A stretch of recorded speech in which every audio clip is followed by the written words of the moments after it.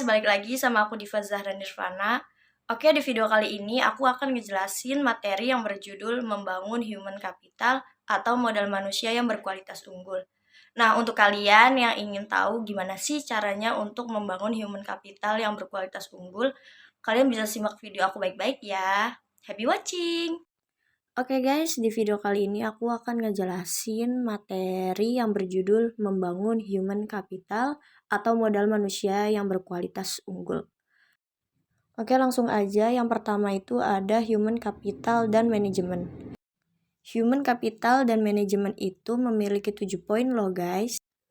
Yang pertama itu ada SDM, yaitu sejarah peradaban manusia membuktikan bahwa manusia mampu menciptakan jauh lebih banyak informasi dari yang diserap oleh manusia itu sendiri dan dapat mempercepat perubahan jauh lebih cepat dari manusia yang mengikutinya. Manusia seperti ini adalah manusia yang memiliki keterampilan, kompetensi, dan pengetahuan yang diperolehnya melalui pengalaman belajar. Poin yang kedua itu ada SDM unggul, yaitu jika suatu bangsa ingin maju dan sejahtera, maka bangsa itu memprioritaskan investasi membangun SDM untuk mencapai tingkat nilai yang tinggi dan tersedianya SDM unggul. Penekanan nilai ini membantu manusia lebih kreatif, produktif, dan mampu menyelesaikan masalah yang dihadapi dan bekerja keras dengan komitmen dan dedikasi tinggi didukung dengan integritas tinggi. Poin yang ketiga itu ada investasi pendidikan untuk SDM unggul, yaitu pembangunan human capital melalui investasi pendidikan oleh pemerintah, swasta, maupun masyarakat penting untuk mempersiapkan masa depan bangsa yang lebih baik lagi. Poin yang keempat itu ada variabel penting SDM, yaitu variabel penting dalam SDM adalah kemampuan, sikap, nilai-nilai, kebutuhan-kebutuhan, dan karakteristik demografinya. Variabel tersebut menurut Gomez dipengaruhi oleh lingkungan seperti norma dan nilai-nilai masyarakat, tingkat pendidikan, dan peluang yang tersedia. Poin yang kelima itu ada pentingnya manajemen SDM, yaitu sifat SDM selalu berkembang dinamis baik jumlah maupun mutunya. Maka untuk memperoleh keseimbangan antara SDM yang tersedia dengan tingkat perkembangan ekonomi pada tahap tertentu diperlukan manajemen SDM yang tepat pada tingkat nasional dan daerah. Poin yang keenam itu ada penekanan kualitas SDM. Penekanan kualitas SDM ini memiliki 3 poin. Yang pertama itu ada kualitas spiritual meliputi aspek iman, takwa, dan moral. Yang kedua, kualitas masyarakat dan berbangsa termasuk kesetiakawanan sosial, rasa tanggung jawab, dan disiplin sosial. Yang ketiga itu ada kualitas kekayaan yang meliputi, yang pertama itu ada faktor pribadi yaitu kecerdasan, pengetahuan, keterampilan, dan mandiri. Yang kedua itu ada faktor lingkungan dalam organisasi seperti situasi kerja dan kepemimpinan. Dan yang terakhir, yang ketiga itu ada faktor luar organisasi seperti memahami nilai-nilai sosial dan ekonomi.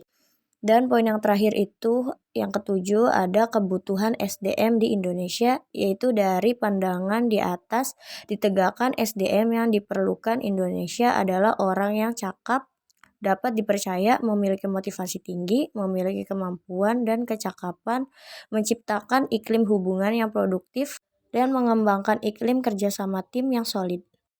Kemudian selanjutnya ada human capital dan manajemen SDM. Human capital dan manajemen SDM ini memiliki 4 poin.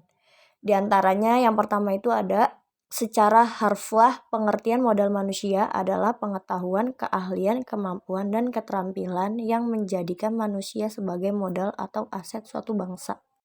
Poin yang kedua itu ada Human Capital Management oleh Gaspers tahun 2012, dikenal juga sebagai manajemen talenta, yaitu suatu SDM yang terkait dengan proses pengembangan SDM dan memperkuat kedudukannya dalam suatu lembaga, memelihara dan mengembangkan SDM, dan menarik sebanyak mungkin SDM yang memiliki kompetensi, komitmen, dan karakter agar organisasi menjadi lebih berkualitas. Poin yang ketiga yaitu dalam menyiapkan SDM yang berkualitas, manajer dalam seluruh hierarki organisasi bertindak sebagai perencana, perorganisasi, pengarah, pemotivasi, dan pengendali. Pada dasarnya, organisasi memiliki ketergantungan dengan SDM yang ada dalam organisasi itu, menggerakkan organisasi, menenangkan persaingan, dan mencapai tujuan melalui proses dan mekanisme manajemen yang benar. Poin yang keempat itu dalam human capital, MSDM adalah penggunaan dan pengaplikasian fungsi-fungsi manajemen yang memfokuskan perhatiannya pada pengelolaan dan pengaturan peranan SDM dalam suatu organisasi.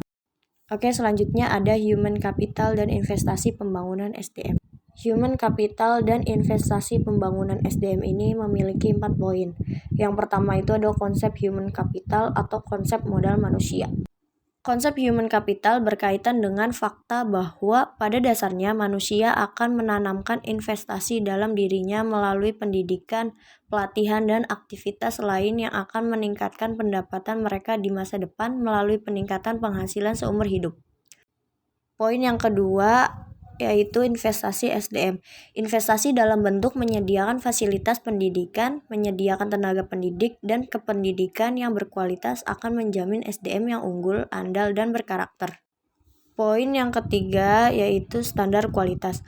Kualitas produktivitas memenuhi standar apabila SDM mendapatkan pengalaman belajar dan pelatihan yang cukup untuk penguasaan ilmu pengetahuan dan keterampilan sesuai bidang peminatannya.